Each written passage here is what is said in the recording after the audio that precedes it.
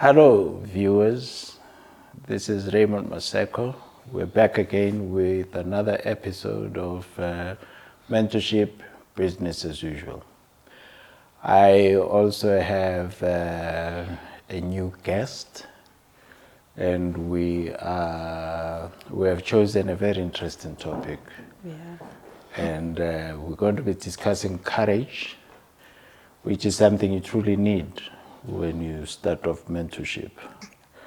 And I can assure you here and now that she has quite a bit to say in that space. She has demonstrated courage in a few areas of interest from the business space.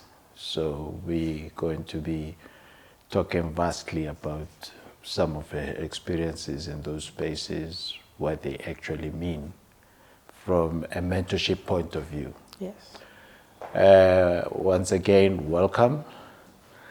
And I'm going to give my guest an opportunity to introduce herself so that all you folks know who you're talking to. Over to you, ma'am. Well, I'm Queen Leborang Lebelo. And yes, I'm very honored to be a guest. Extremely honored, actually. You're welcome. Thank you. That's great. Maybe let's start off by defining what courage is. Yes.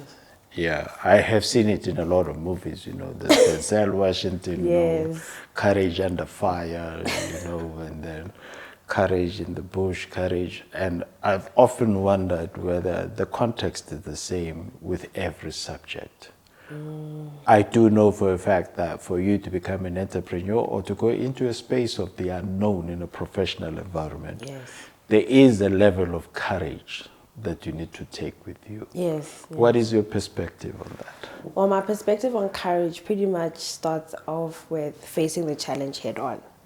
Okay. Because generally, when you speak of courage, like you said, movies we've seen, like examples in movies and so forth.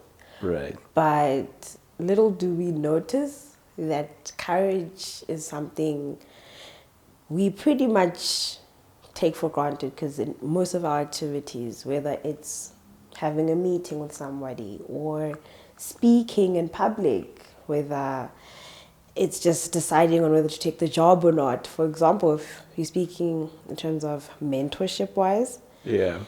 when there's a mentee and a mentor, both of them need courage in order to get into this relationship to begin with.